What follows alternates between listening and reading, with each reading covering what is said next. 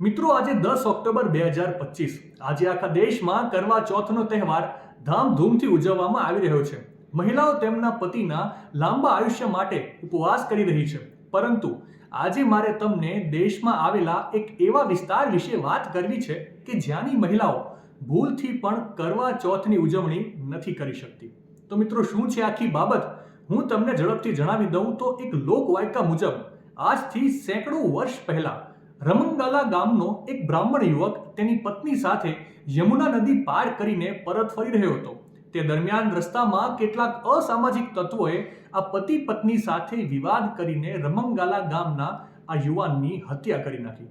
એવું કહેવાય છે કે પોતાની આંખો સામે પતિના મૃત્યુથી ગુસ્સે થયેલી નવપરિણીત કન્યાએ એ વિવાદ કરનારા સુરીર ગામના રહેવાસીઓને શ્રાપ આપ્યો કે જેમ હું મારા પતિના શબ સાથે સતી થઈ રહી છું, તેમ તમારામાંથી કોઈ પણ સ્ત્રી પોતાના પતિની સામે સોળ શણગાર પહેરીને નહીં રહી શકે.